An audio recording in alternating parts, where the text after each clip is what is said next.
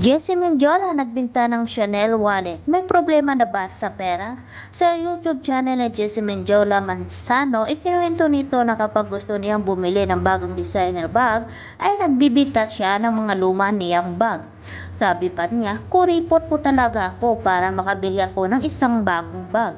I always make sure na I'm letting go of one of my bags in my collection.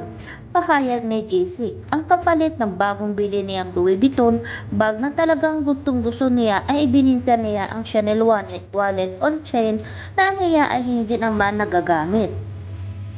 Ayon sa kanya, for me is more than 10 na yung bag mo. It's just too much.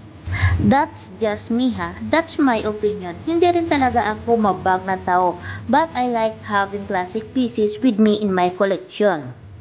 Sabi pa niya, kapag may gusto siyang bagay ay premyo niya sa sarili dahil sa sobra nitong pagtatrabaho.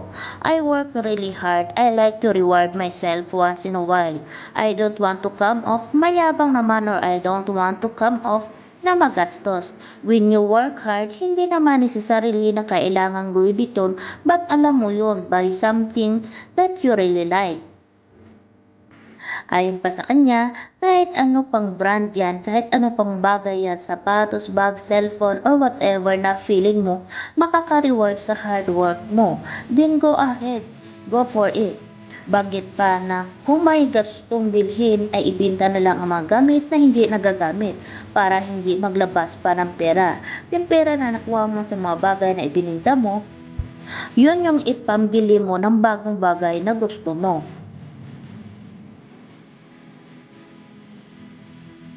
Talaga namang hindi lang beautiful ang perfect wife itong si Jessie Mendiola para kay Luis Manzano, kundi napakawais pang misis pagdating sa mga bagay-bagay na kinakailangan niya.